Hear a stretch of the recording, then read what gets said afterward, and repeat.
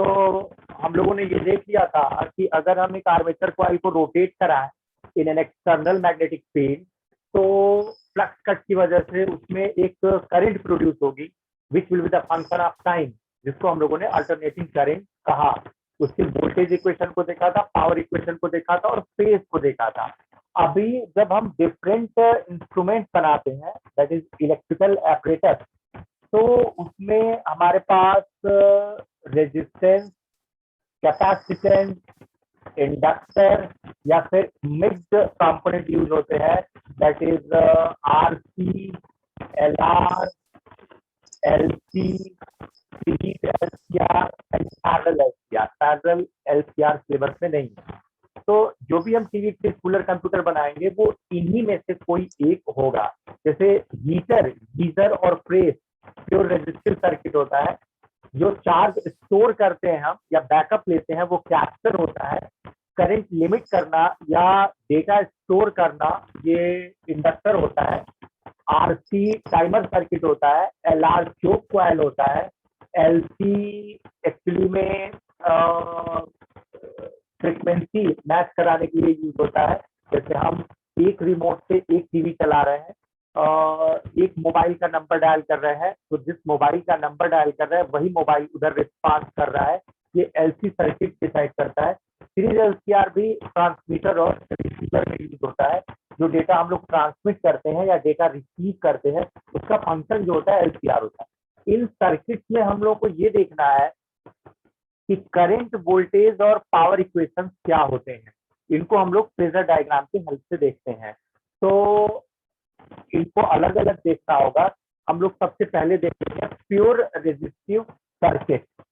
Pure resistive circuit में हम एक एसी मेन के cross resistance of value R को ऐड करने वाले हैं। अगर हमने एसी मेन पर एक रेजिस्टेंस को ऐड किया तो इस एसी मेन की वजह से इसके क्रॉस एक पोटेंशियल ड्रॉप होगा एंड हेंस एक करंट फ्लो करने लगेगी। तो अगर हम मान लेते हैं कि the voltage of AC main is the V not sine omega t, तो अब हम लोगों को करंट ढूंढना रहेगा। हम कोई एक इक्वेशन फिक्स कर लें, वोल्टेज को फिक्स कर लें, करंट को सर्च करें, और वाइस वर्सा, करंट को फिक्स कर लें, वोल्टेज को सर्च करें। ऐसा करने में हम लोग को फेज की वैल्यू पता चल जाएगी कि कितना फेज लेना चाहिए between the current and voltage. उस फेज से फिर हम लोग पावर कैलकुलेट करते हैं। जैसे ही वोल्टेज लगा, करंट प्रोड्यूस हुई। करंट के लिए आप लगा दीजिए ओम्स का। ओम्स का के अकॉर्डिंगली हो जाएगा V by R, I is equal to V by R. Now V is the V naught sin omega t divided by R, divided by R. Now this is called peak value of the current. Peak value means the highest current which can flow. बाकी sin omega t का मतलब होता है value को change करना, increase decrease करना और direction change करना, फ्लक्चुएटिंग नेचर। तो अल्टरनेटिंग करंट इन रेजिस्टेंस की वैल्यू आ रही है I is equal to I not sine omega t. Means voltage लेके चले थे V not sine omega t, current equation मेरा I not sine omega t. Means there is no phase between the current and voltage. Pure resistance में current और voltage में कोई phase नहीं होता है। मीन्स कंपेयर कर रहे हैं तो आइडेंटिकल इक्वेशन दिख रहा है, तो it is called phase zero. Means हमारे पास प्योर रेजिस्टिव सर्किट में जो करंट एंड वोल्टेज इक्वेशन है वो है I not sine omega t as the current equation, V is equal to V naught sin omega t as the voltage equation and phase is the 0 degree. तो इसको हम एक phasor diagram के क्रम में याद रखते हैं। फेजर डायग्राम में हम करंट और वोल्टेज को एरो से एक्सप्रेस करते हैं और नो फेज के केस में दोनों एरो कॉइंसाइडिंग बनाते हैं। मीन्स हम एक एरो जनरेट कर रहे हैं टू एक्सप्रेस द करंट और उसी पर हम दूसरा एरो जनरेट कर रहे हैं to express the voltage. Now दोनों एक लाइन पर होने का मतलब हुआ phase zero. This is called phasor diagram. आगे देखेंगे कि डिफरेंट एसी सर्किट्स या कहीं भी कैलकुलेट करना होगा तो या तो ये याद हो या ये याद हो, दोनों से हमारा काम चल जाएगा। एक लाइन पर एरो बना देने का मतलब है कि जो आई का इक्वेशन होगा वही वोल्टेज इन आर का भी इक्वेशन होगा और हम फेज को जीरो लेंगे। तो करंट, वोल्टेज, फेज, फेजर और पावर। पावर के लिए जब हम लोगों ने पीछे डिस्कस किया था तो एवरेज पावर आया था VRMS into IRMS into cos phi, ये था एवरेज पावर। नाउ VRMS आप V naught by root two से पा जाएंगे, IRMS आप I naught by root two से पा जाएंगे, and phi, phi is the 0 degree. तो cos 01 होता है, cos 01 का मतलब VRMS into IRMS। This is the power equation for the resistive circuit. और यहाँ तो cos पाई है, इसकी वैल्यू 1 आ रही है, cos पाई को पावर फैक्टर कहते हैं। तो इस तरीके से हम लोगों को प्योर रेजिस्टिव सर्किट में जो डेटा याद रखना है is the current equation, voltage equation, phase value, phasor diagram, power equation and power factor. तो इस तरीके से प्योर रेजिस्टिव सर्किट एक हीटर सर्किट होता है, जो भी इसको इलेक्ट्रिसिटी मिलेगी उसको हीट में कन्वर्ट करेगा। जो इसमें current, voltage, phase, phasor, power और पावर फैक्टर होगा वो इन फार्मूला से कैलकुलेट होगा। आ जाइए कैपेसिटिव सर्किट। अगर हम डेटा स्टोर कर रहे हैं या चार्ज स्टोर कर रहे हैं तो हमें कैपेसिटर की जरूरत पड़ती है। कैपेसिटर में अगर हम देखें तो कैपेसिटर में की सर्किट, कैपेसिटर में हम एसी मेन के क्रॉस एक कैपेसिटर को ऐड करने वाले हैं। जैसे ही एक कैपेसिटर को ऐड करेंगे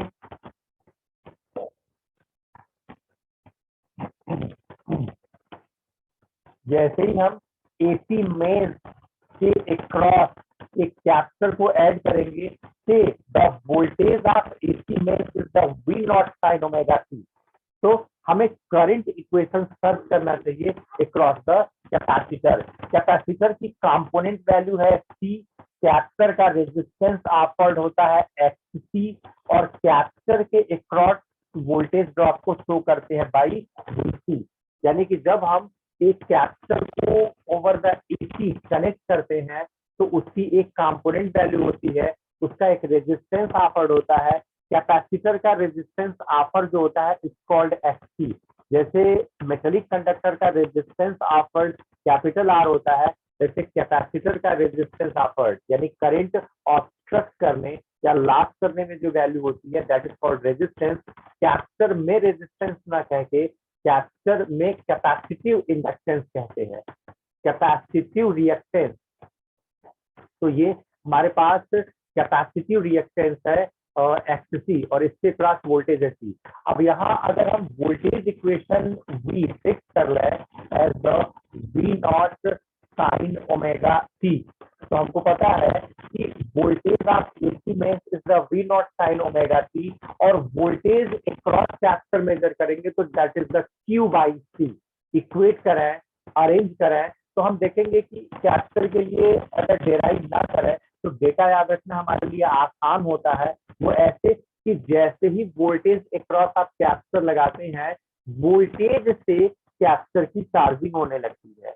वोल्टेज से पोटेंशियल डिफरेंस जनरेट होता है, पोटेंशियल डिफरेंस की वजह से plate plus minus polarity gain करती है, चार्जिंग स्टार्ट हो जाती है। वोल्टेज से चार्जिंग तो वोल्टेज लैग, हमने वोल्टेज में कोई फेज नहीं दिया है। वोल्टेज लैग तो करंट लीडिंग, यानी कि जैसे ही वोल्टेज कैपेसिटर के अक्रॉस लगती है करंट जनरेट होती है, वोल्टेज से कैपेसिटर चार्ज होने लगता है तो वोल्टेज लैग या करंट आगे निकल जाती है और करंट लीड। तो हमने सॉल्व नहीं किया, डिस्कशन बेसिस पर आपको बता रहे हैं कि जैसे ही आप एसी में क्रॉस द कैपेसिटर कनेक्ट करेंगे इस वोल्टेज के लिए जो करंट होगी वो लीडिंग हो जाएगी।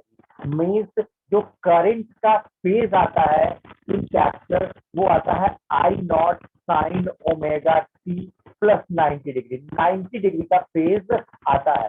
फेज आने का मतलब है कि किसी टाइम पर अगर हम करंट और वोल्टेज को चेक करें तो both are not offering the same value at the same time and दोनों एक साथ डायरेक्शन चेंज नहीं कर रही होंगी।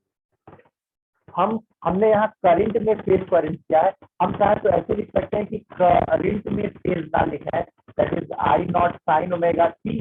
तो हम वोल्टेज में फेज अरेंज करेंगे तो करंट लीडिंग लिखे से हटाइए तो वोल्टेज लैगिंग हो जाएगा, means I not sine omega t, और वोल्टेज को आप लिख सकते हैं V not sine omega t minus 90 degree.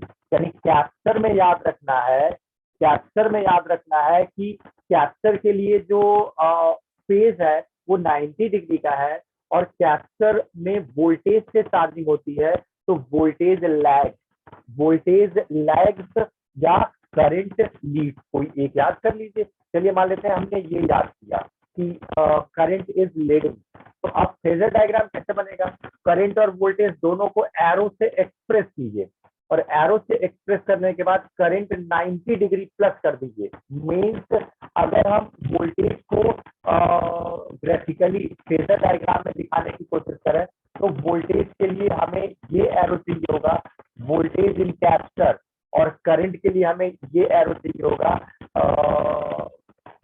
Current in capture. ये देखिए ये 90 डिग्री का फेज शो कर रहा है। This is the phasor of capture, और ये तब होगा जब करंट लीडिंग होगी। यहाँ वोल्टेज इक्वेशन है V not sine omega t, और 90 ऐड कर दीजिए तो करंट इक्वेशन हो जाएगा I not sine omega t plus 90। मान लेते हैं हम दूसरा वाला बनाना चाहते हैं, यहाँ हमने पाई बाई 2 लिख रखा है, ये वाला ये पाई बाई 2 ये लिख रखा था।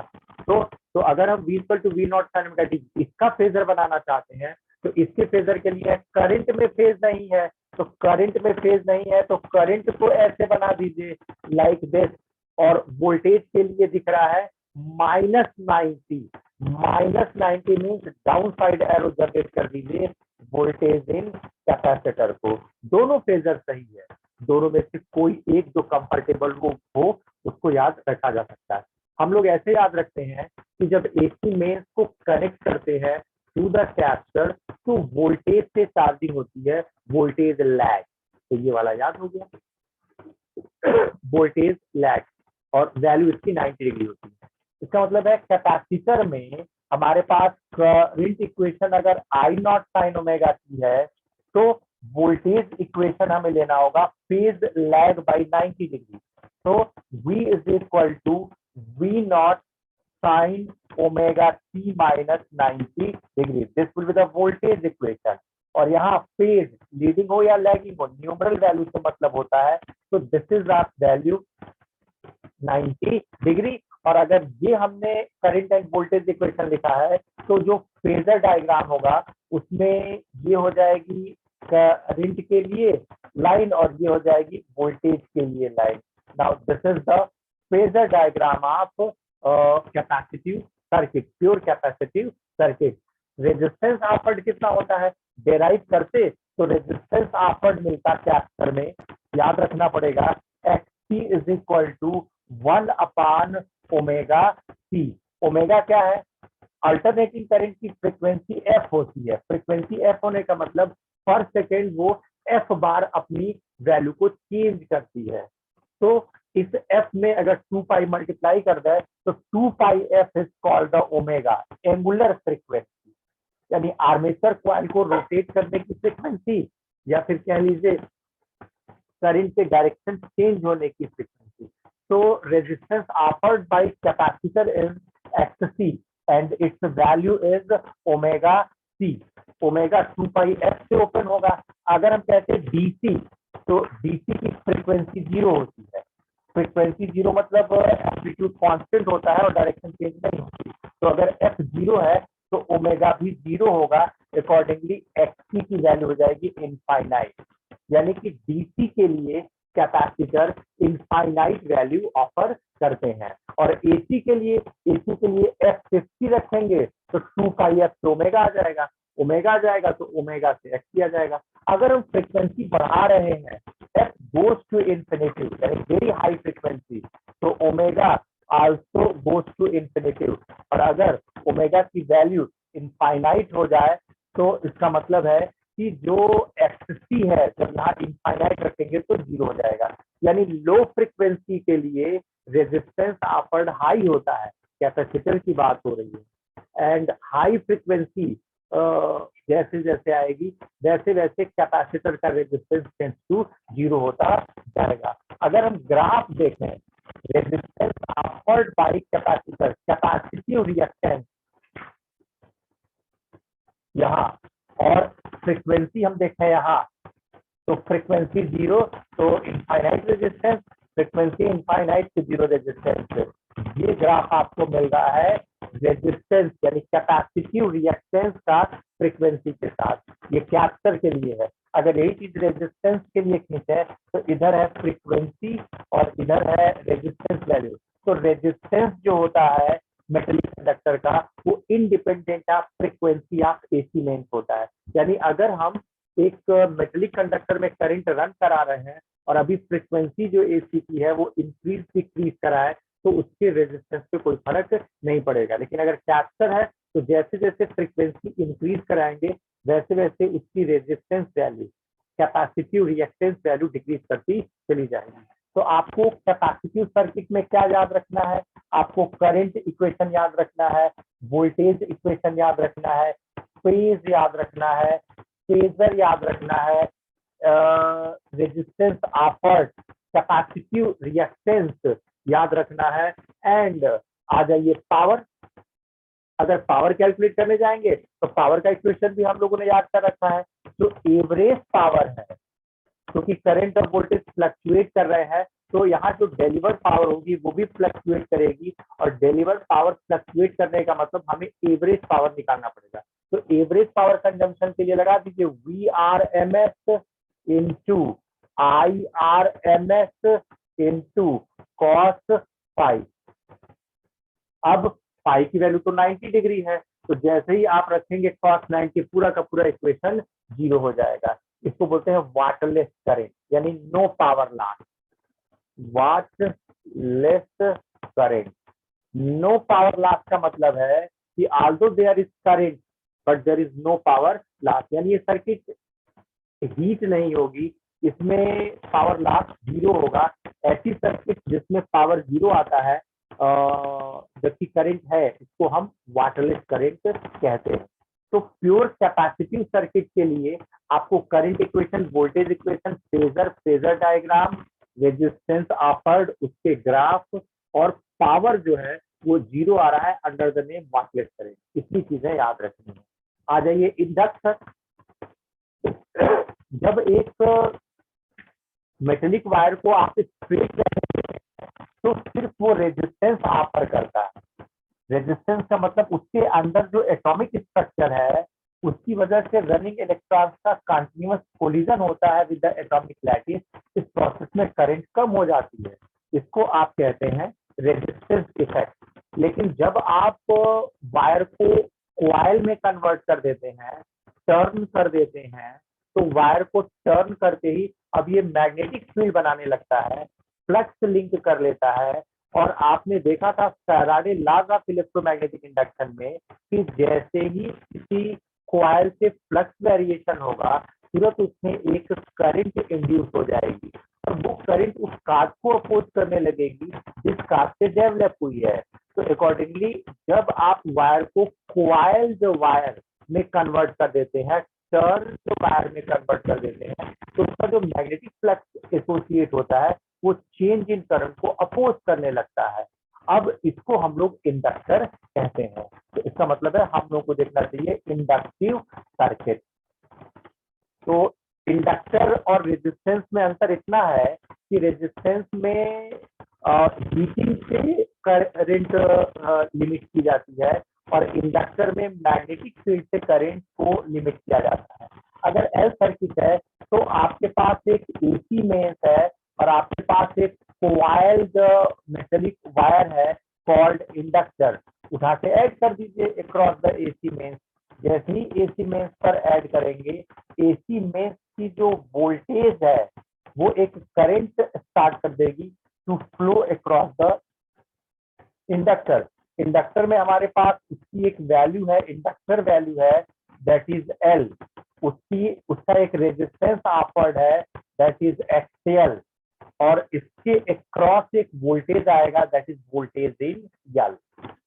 अब इंडक्टर के लिए भी डेराइव नहीं कर रहे हैं, सारे डेटा याद करने की कोशिश कीजिए, क्योंकि हम लोग को न्यूमेरिकल्स या डिस्कशंस देने हैं, तो अगर डेटा याद होगा तो इजीली हम लोग न्यूमेरिकल्स सॉल्व कर पाएंगे या डिस्कशन में जो पूछा जा रहा है उसको प्रेडिक्ट कर पाएंगे।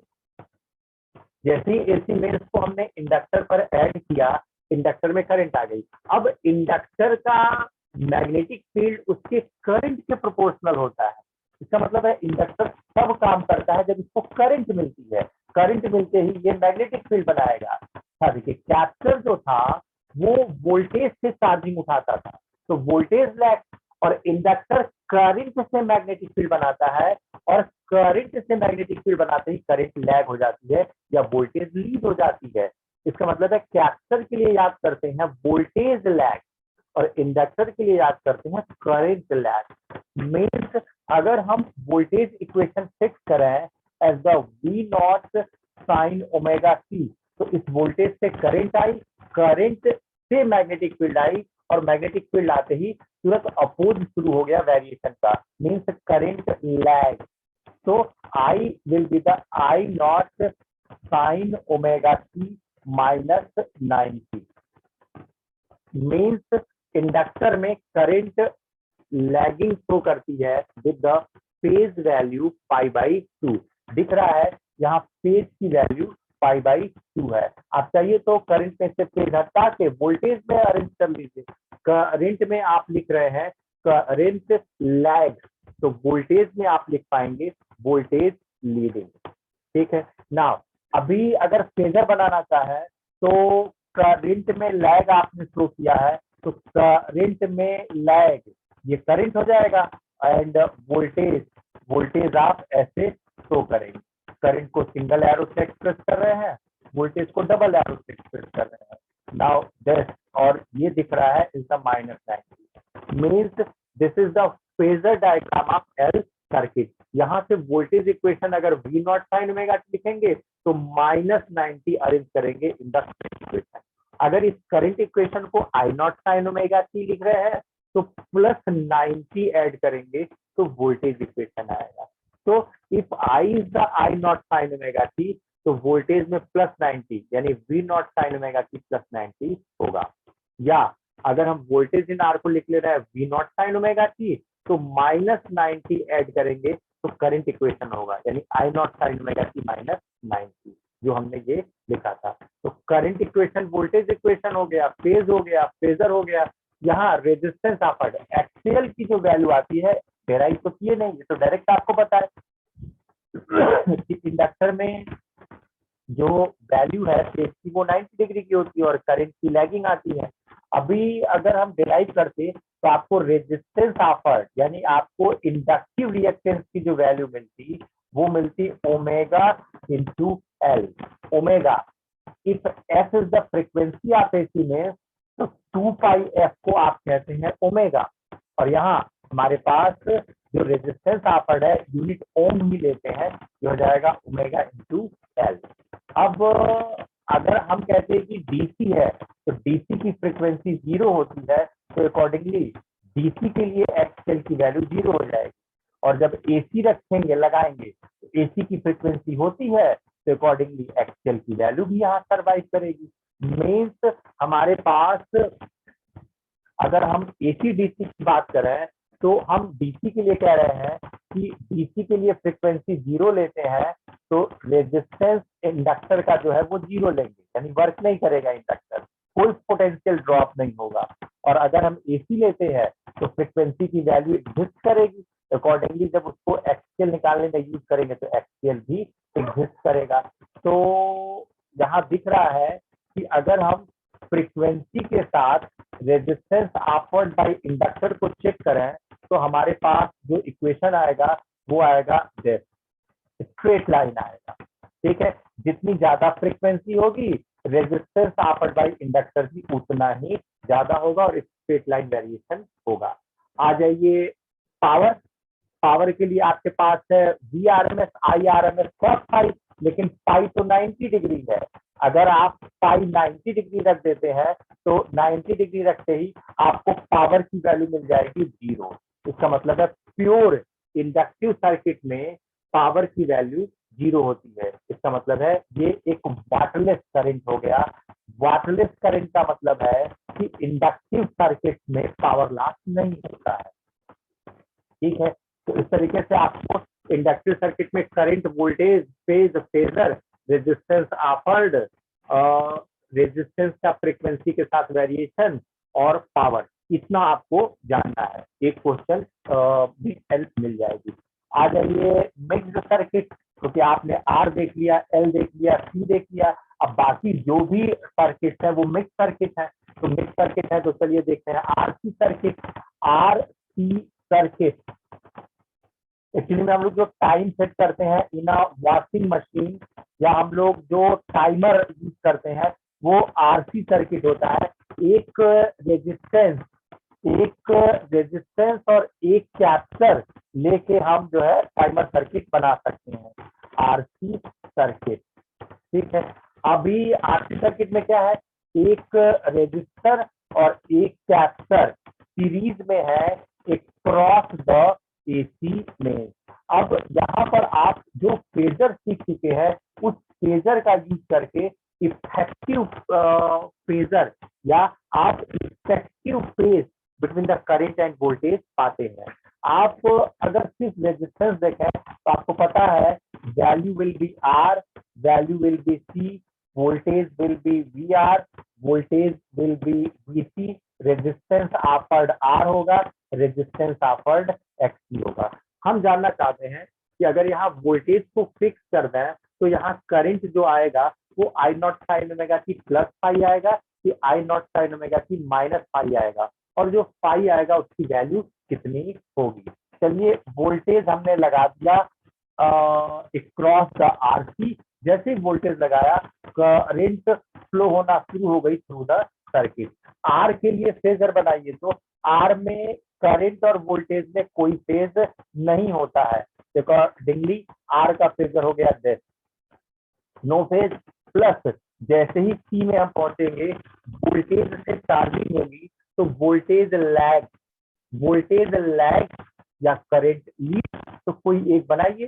चलिए वोल्टेज लैग बना लेते हैं।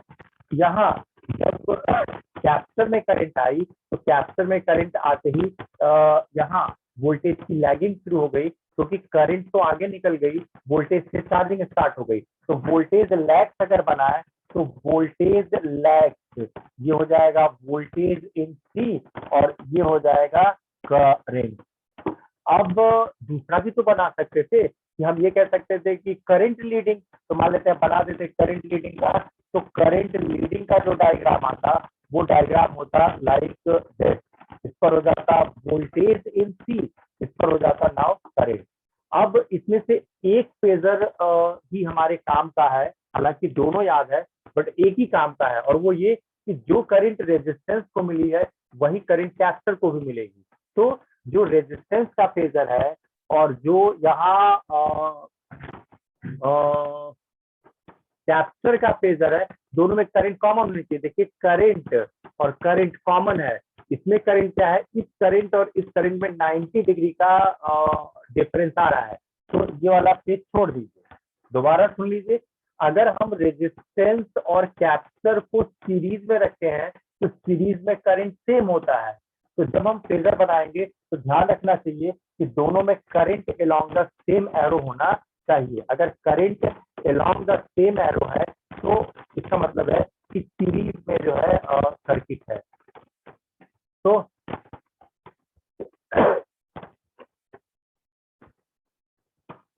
अगर हम इन दोनों फेजर को स्टिक टुगेदर करें to get a combined phasor, तो उस केस में हमें मिलेगा आई और आई कॉमन हो गया, तो आई और आई कॉमन कर लीजिए तो ये आई हो गया। नाउ आर में जो वोल्टेज है वो इसी करंट पर मैच्ड है, तो this is the voltage in R. और अगर हम यहाँ देखें तो करंट के comparatively voltage in capacitor lagging है, तो voltage in capacitor is lagging. This is VC, means there are two voltages. R में voltage in the direction of current है और C में वोल्टेज 90 डिग्री लैग है। VR और VC का resultant पाइए। वेक्टर में पैरेलल पढ़ते थे, एक एरो ये है, एक एरो ये है, इसके पैरेलल आप खींचिए यहाँ से और इसके पैरेलल आप खींचिए यहाँ से। नाउ ये आपको मिल रहा है net voltage. This is the net voltage, यानी this is the net current. ये नेट करंट है, this is the net voltage. दिख रहा है आपको कि 5 डिग्री लैगिंग शो कर रहा है वोल्टेज। 5 डिग्री ये जो आ रहा है दिस इज 5 और वोल्टेज लैगिंग शो कर रहा है। अभी अगर हम देखें तो इस पर हम देख सकते हैं करंट है और इस पर हमारे पास नेट वोल्टेज इन आरसी सर्किट है। ये जो एंगल जनरेट हुआ है, this is the phase between the current and voltage. तो अगर हम वोल्टेज इक्वेशन फिक्स कर रहे थे V not sine omega T, अगर हम वोल्टेज इक्वेशन फिक्स कर रहे हैं तो V not sine omega t, तो प्लस फाई हमें देना होगा in current, means I is to be written as I not sine omega t plus phi. और अगर हम ऐसे कह रहे हैं कि current is the I not sine omega t, तो माइनस फाई हमें सेटल करना पड़ेगा वोल्टेज में। मीन्स अगर हम करंट को लिख लेते I not sine omega t, तो वोल्टेज लिखना चाहिए V not sine omega t minus phi, यानी वोल्टेज लैग आ गया। ठीक है, इसका मतलब है कि आपको ये याद रखना पड़ेगा करंट एंड वोल्टेज इक्वेशन, और ये जनरेट हुआ है from the individual phasors of resistor and capacitor circuit. Resistance का और कैपेसिटर का दोनों का अलग अलग फेजर हम बनाते हैं और अलग अलग फेजर बनाने के बाद उनको कंबाइन कर देते हैं, तो कंबाइन से आपको पता चल जाता है। अब इस फेज की वैल्यू कितनी है, 2 डिग्री, 4 डिग्री, 25 डिग्री, तो इस फेज की वैल्यू के लिए tan लगा दीजिए ओवर द 5। तो अगर हम tan लगा दें ओवर द फेज 5, तो tan 5 हो जाएगा this is the VC upon this.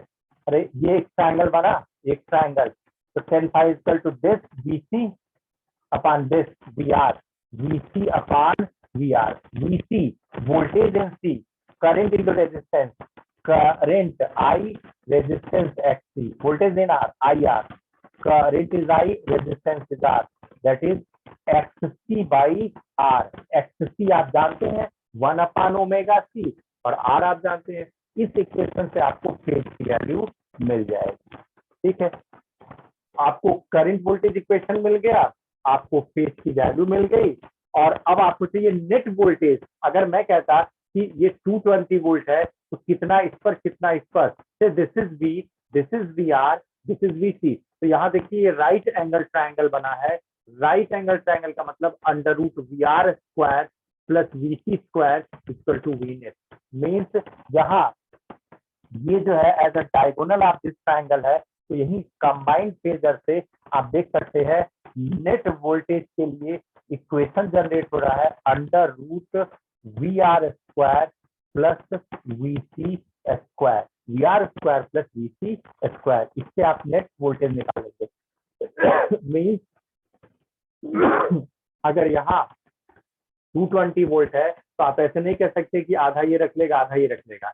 आप इस 220 वोल्ट को यहाँ पुट करेंगे, VR VC में से जो वोल्टेज दिया होगा उसको पुट करेंगे, तो दूसरी वोल्टेज आपको इस इक्वेशन से मिलेगी। थोड़ा सा आगे बढ़ाइए, यानी इससे नेट वोल्टेज पता चल जाएगा। थोड़ा आगे बढ़ाइए, V नेट, नाउ इसको लिख सकते हैं IR, रखेंगे तो I स्क्वायर R स्क्वायर को I एक्सिस से रिप्लेस करेंगे, रख देंगे, हो जाएगा I स्क्वायर XC स्क्वायर, ये रूट में है। I स्क्वायर बाहर निकाल के इधर फेंकेंगे तो आपको मिलेगा net voltage upon net current, net voltage upon net current, V net by I। V net by I आपको मिल जाएगा under root R square plus X C square. Now V by I is called resistance. यहाँ combined circuit के लिए resistance को impedance कहते हैं। तो और इम्पीडेंस का सिंबल जेड होता है, तो वी बाई आई को बोलेंगे resistance offered or impedance. Impedance हो जाएगा Z is equal to under root R square plus X C square. इससे आपको मिल जाएगा कि ओवरऑल इम्पीडेंस ऑफर्ड कितना है। यहाँ एक डायग्राम बन सकता है। देखिए ये जो ट्रायंगल बना है, इस ट्रायंगल को अगर हम थोड़ा सा अरेंज करें तो called impedance triangle, called impedance triangle. तो इम्पीडेंस ट्रायंगल आपको मिल जाएगा वोल्टेज इन आर से रेजिस्टेंस, और ये वोल्टेज इन सी से सी का रेजिस्टेंस, और ये नेट वोल्टेज से ये आपको मिल जाएगा नेट रेजिस्टेंस ऑफर्ड जेड, और ये है फेज पाई। इसको बोलते हैं इम्पीडेंस ट्रायंगल। इसको ऐसे भी बना सकते हैं, दिस एंड दिस। इस पे आर है, इस पे एक्ससी है, और इस पे नेट रेजिस्टेंस ऑफर्ड। इसको इम्पीडेंस ट्रायंगल कहते हैं। ये सारे जो तीन रेजिस्टेंसेस आ रहे हैं उनको एक जगह एक्सप्रेस कर रहा है, और ये हो जाएगा फेज फाई। देख लीजिए, tan ओवर द फाई लगाते हो जाएगा परपेंडिकुलर अपान बेस, तो हो जाएगा एक्स बाई आर, यानी ये हो जाएगा tan phi is equal to ये हो जाएगा एक्स सी बाई आर। और लास्ट जब आप पावर निकालने जाएंगे तो V R M S into I R M S into cos phi में कॉस फाई की वैल्यू अगर आपको निकालनी पड़े तो इस ट्राइंगल से आप कॉस फाई निकाल पाएंगे। कॉस फाई होता है बेस अपान हाइपोटेनस, तो base is the R, hypotenuse is the Z, यानी ये ट्राइंगल जनरेट हो जाए तो आपके पास हो जाएगा cos phi as the R by Z. तो इसका मतलब है कि हम लोगों ने आरसी सर्किट देख ली। आरसी सर्किट में इधर देखा जाए तो नीट में आरसी सर्किट पूछा गया है, और आपसे पावर फैक्टर की वैल्यू जो पूछते हैं तो कॉस फाई की वैल्यू आपको आर बाई जेड से मिल जाएगी, टेन फाई की value X C by R से मिल जाएगी, जेड की value under root R square plus X C square से मिल जाएगी, एंड नेट वोल्टेज की value under root V R square plus V C square से मिल जाएगी।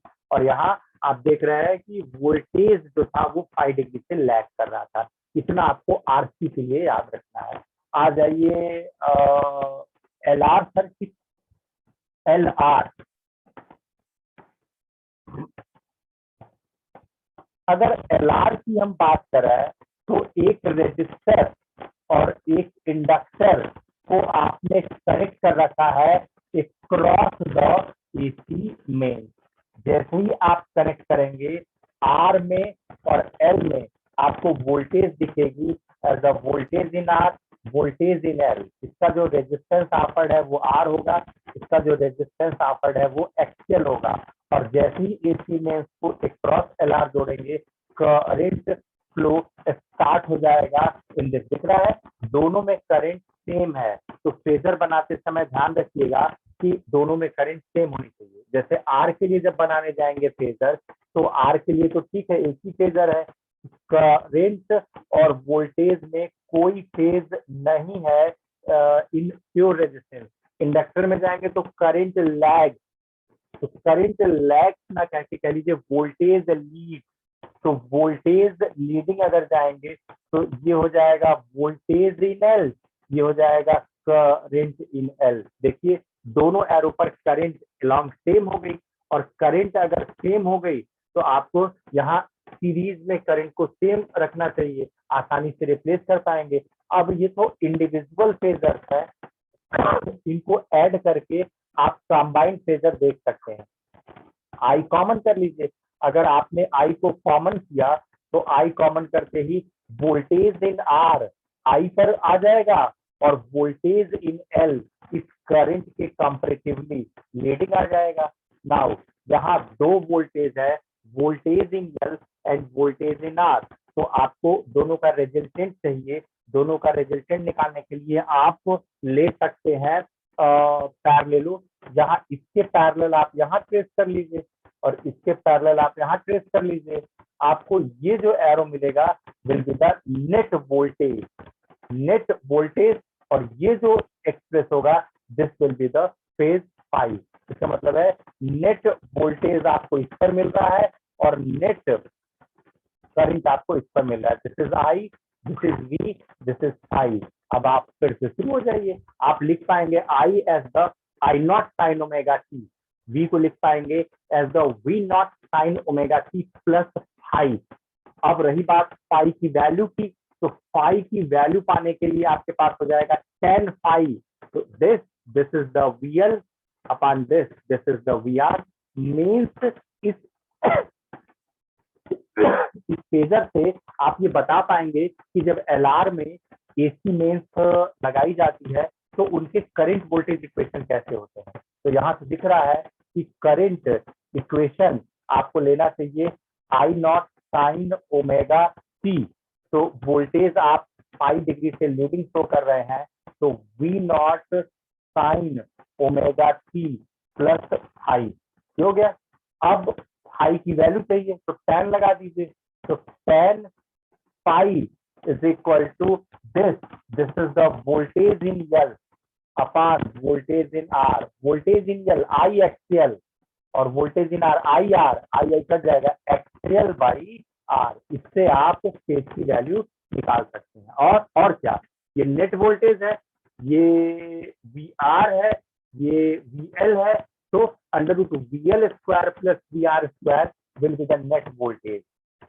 यहाँ नेट वोल्टेज आपको मिल रहा है under root VR square plus VL square. और दीजिए इसको, इससे नेट वोल्टेज निकलेगा आई स्क्वायर आर स्क्वायर, ये आई स्क्वायर एक्सएल स्क्वायर, आई स्क्वायर कॉमन लेके बाहर फेंकिएगा तो V बाई आई हो जाएगा इंसिडेंस अपवर्ड यानी जेड, और ये हो जाएगा under root R square plus X L square. यहाँ भी एक ट्रायंगल बन जाएगा।